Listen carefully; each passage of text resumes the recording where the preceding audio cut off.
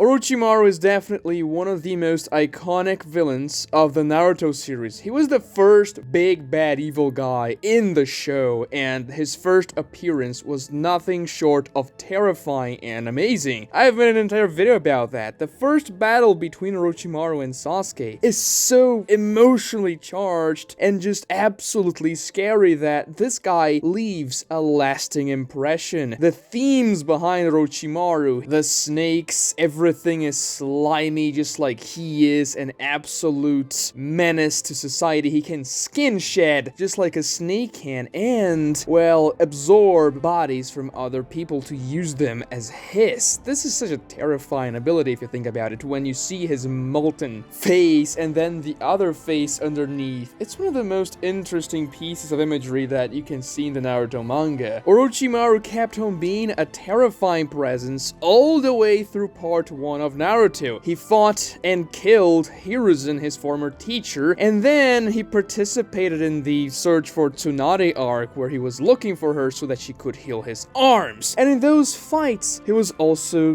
very scary and very charismatic as well. Usually when you get characters that are so unapologetically evil like Orochimaru, it's a little bit difficult for the audience to get behind them. Not really to side with them in the story, but I'm just talking about people liking them. But people loved Orochimaru in part 1. That was due to his charisma, his good design, his interesting jutsus and abilities, and just sometimes it's nice to see some very evil things being done on screen and how the main characters are going to deal with that type of stuff. Of course, in the end of part 1, Orochimaru cemented himself as an even more important part of the Naruto universe when he snatched Sasuke out of the Leaf Village. The second most important character, the entire Sasuke pursuit arc involved bringing him back because Orochimaru wants him for his body. And we know nothing good can come out of this. Orochimaru is probably the worst person this universe has ever seen as far as the main characters are concerned. So no, we don't want characters to associate with him, and Sasuke is gonna train under him, which is pretty bad. Orochimaru experiments on people for fun and to develop new jutsus. He has no care for life at all. He brings people back via Edo Tensei, using them as puppets to fight against people they loved before. I mean, the first and the second Hokage had to fight against Hiruzen, who was their student back in the day. So Orochimaru has absolutely no morals. He is nothing short of a guy that can do anything for more power and for more jutsus. He will stop at nothing. So we were very excited about the prospect of seeing Orochimaru after the time skip. And the first fight we get with him, the first encounter when Team Kakashi, without Kakashi but with Yamato, encounters Orochimaru in the Tenchi Bridge, that's a very interesting encounter because it sets up the situation the characters are in. Sasuke's been with Orochimaru for a long time. Maybe Sasuke's completely gone by this point, which makes Naruto go insane and essentially destroy the entire forest when he goes ballistic with the Four Tails version 2 Kyuubi. And that fight's pretty good. I don't like the Tenchi Bridge arc very much. I've made a video about this in the past, but at least this particular fight is interesting. We see the Hashimon, we see how Orochimaru is fighting, you know, going around the weakness of his arms. This is very interesting because, of course, he's not at full power. First, because he can't use his jutsus properly because of Hiruzen's Reaper Death Seal, and also because the body that he had gotten in the end of part 1 was beginning to expire, so he couldn't really fight at his peak potential, but still, we saw this guy he's a threat. He is dangerous. He is scary. And the same thing can be said about the Four Tails. Kabuto even remarks, this is no longer a fight between shinobi, it's a fight between monsters, which it very much is. If there is a human character, not a tail beast, not anything weird, but a human character that really looks like a monster, that will be Orochimaru. The Tenchi Bridge arc doesn't really amount to much for Orochimaru. He acts a lot out of character here, saving Naruto and the entire Team Kakashi, and he says, well, Sasuke, don't curing them right in the face. They can kill another Akatsuki member. Do this solid for me, okay? Don't kill them. And Sasuke goes with it, but it's so out of character for both Sasuke and Orochimaru. But I've talked about Sasuke before. Now, Orochimaru, he should want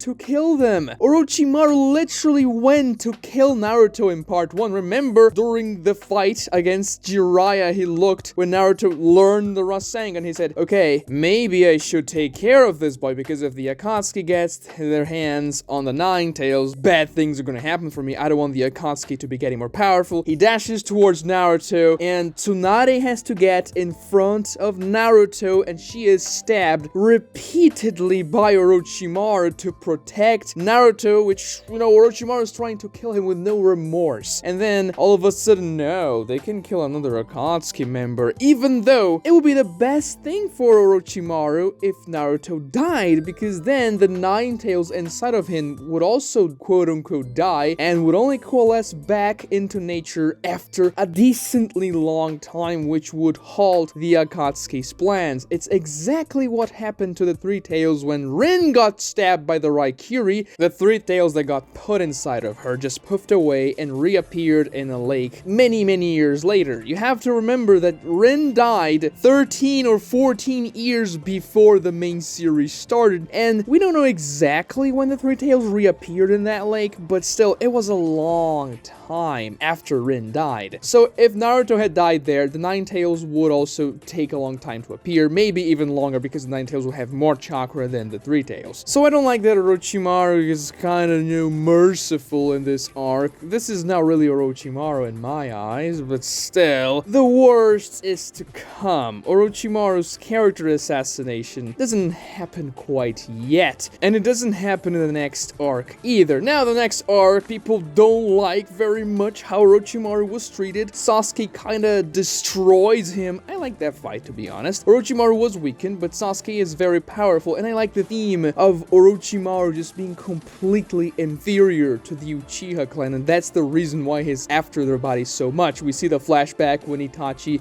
absolutely stomps him when Itachi was 13 years old with one genjutsu. He one-shots a legendary Sannin, and then Sasuke does the exact same thing in the present and completely counters Orochimaru's jutsu, absorbing Orochimaru instead of being taken over by him. And some people say, well, this is bad because Orochimaru was treated poorly, but Hebi Sasuke is one of the coolest characters, and I really like Hebi Sasuke. I wouldn't change that at all. It's just that when we get to the Itachi fight, he also, once more, absolutely destroys Orochimaru when Orochimaru comes out with his 8-headed serpent, and then Itachi pulls, the Totsuka blade. There isn't much Orochimaru can do about that, and he gets destroyed. We see a glimpse of Orochimaru maybe escaping with one small white snake leaking out of the 8-headed serpent as this serpent was entering the Totsuka blade, but then the snake gets hit by the Amaterasu flames and dies. Which, by that point in the story, we thought, okay, Orochimaru's done. And if that had been Orochimaru's ending, it would have been very anticlimactic. Ever since Sasuke absorbed Orochimaru, we knew in the back of our heads that this wouldn't remain like this forever. Orochimaru would eventually come out and things would happen, and they did, but he got immediately sealed. And yeah, it wouldn't have been the best ending for the character, but then again, the themes behind him always getting destroyed time and time again by the Uchiha clan are interesting, and it would have been okay, I suppose, even though he was delegated to a much lesser role in part 2 of the series. But this isn't what happens. No, Orochimaru returns.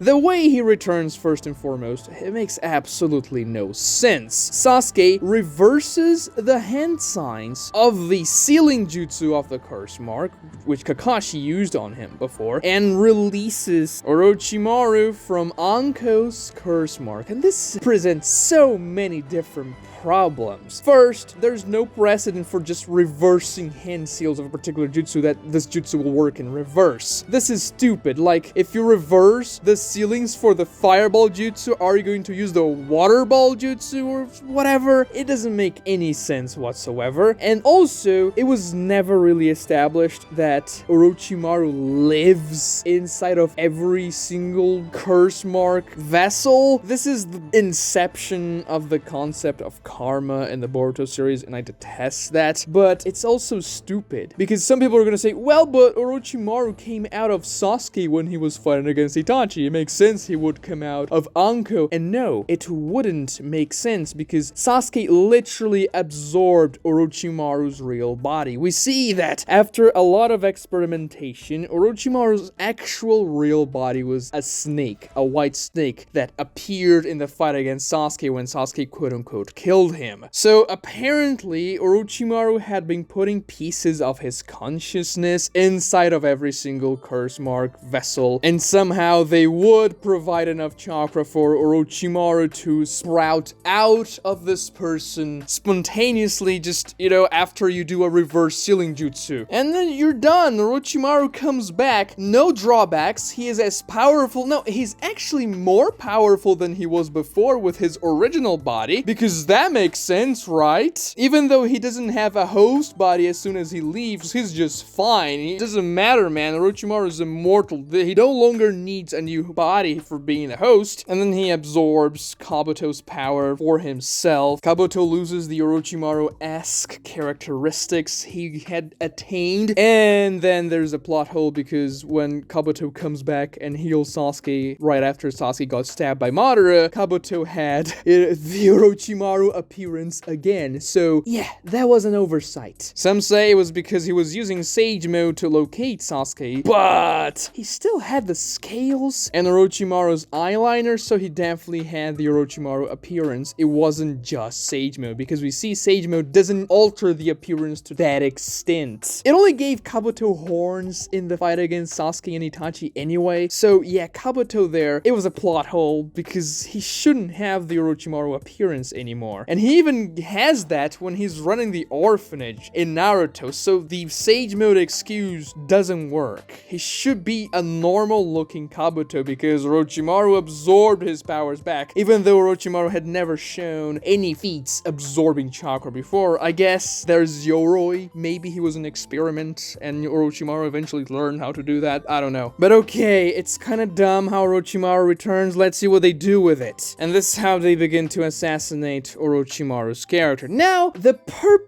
real purpose for Orochimaru to be brought back is so they can bring the 4 Kage into the war. And I like that. I don't mind that at all. I think the addition of the 4 Kage in the 4th Great Ninja War is amazing, especially because we get Hashirama's and Madara's backstory in volume 65 of the manga, which is the best volume of the Naruto manga. Yes, the way Orochimaru got his arms back is very heavy-handed. It should have been set up or done in another way, but I like why the Kages are there. I like them being there. I like those 4 characters, so it's fine. I'll give this one a pass. But the problem is what they did to Orochimaru, because he completely changes. Now, the first thing we have to get straight is that Orochimaru's previous goals were a little bit muddy, because he didn't really have a particularly feasible and concrete goal. He was just doing things for the sake of doing things. He was trying to discover every single ninjutsu in the world. He was trying to achieve powers by any means necessary, and that's enticing. It's even incomprehensible. Characters like that are larger than life, that have goals beyond the audience's understanding. Some may say they are lazily written, but if they are done correctly, they can be extremely interesting, just like Orochimaru was. I don't think anybody thinks Orochimaru wasn't a compelling villain in part 1. But then when Sasuke brings him back to life, he is just stupid. That's the best way to put it. Yes, he sees the error of his ways, because apparently he was watching everything from inside Anko in her curse mark, and he saw how Kabuto dealt with his own life after Orochimaru's demise. He saw that Kabuto took the exact same steps he would have taken, and Kabuto didn't succeed. As a matter of fact, he failed quite spectacularly. And this is the main reason as to why Orochimaru changes. He realizes, well, perhaps I'm not doing the right thing here, am I? I'm going to change. And then, as he sees Sasuke not doing what Orochimaru would have done after Orochimaru died, taking a completely different path, Sasuke becomes, well, once again, Orochimaru's main interest, but now not because Orochimaru wants his body, but because he wants to see what Sasuke Sasuke is going to do, and he's just interested in that. Okay, this is a very hard shift for the character. First, we have to just accept that Orochimaru was looking over every single thing happening from within Anko's body, which is absolutely weird. And then we also have to understand that the most sociopathic character in the series, just, not a good guy now, but an okay guy to hang around. All of a sudden, he's so friendly to Sasuke, Suigetsu, and Jugo. He doesn't really make any threats, talking with those subtones of absolute menace that terrified anyone that spoke with Orochimaru. I mean, remember the conversations he had with anyone in part 1 of the series, even his allies. Whenever Kabuto talked to him in part 1, he was absolutely shaking on his boots because Orochimaru was terrifying and he didn't like to be made a fool of. Even when Kabuto was a little bit snarky and arrogant towards Orochimaru, Orochimaru put him right back into his place, but now characters are just acting nonchalantly towards Orochimaru. And all this change to Orochimaru's character, the guy who wanted power more than anything, happened off screen within Anko's body because he saw Kabuto doing those things somehow. You get why this doesn't work?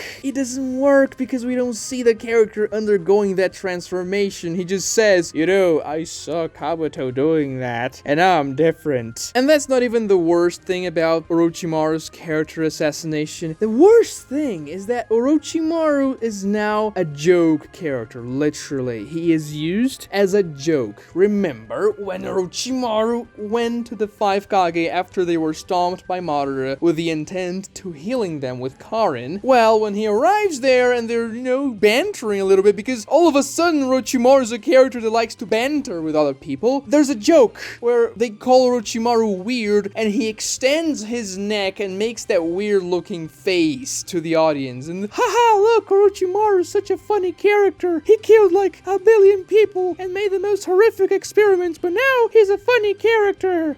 It's the most Marvel thing you could have done. Just make the character make a joke. Everybody's gonna love it. There are certain characters that shouldn't be used as gag characters. Funny moments in the story, if they happen naturally, of course, why not? But this was literally a gag, and Orochimaru kinda turned into that. He returns to the battlefield eventually and does nothing really. He just sees that Kabuto healed Sasuke and realizes that when Sasuke gained the Rinnegan, he says just, yeah, there's nothing really we can do here to help. He is so much beyond our power that we're insects for him. And he just says, wow, it's so interesting. Where are your winds taking you, Sasuke? Then Sasuke goes to fight Jubidara. Then Jubidara casts the perfect Tsukiyomi. Orochimaru is caught in the infinite Tsukiyomi and then released when the war ends, and he never appears in Naruto again. Orochimaru, this extremely important and remarkable character in Naruto Part 1, gets no conclusion in the Naruto series, which is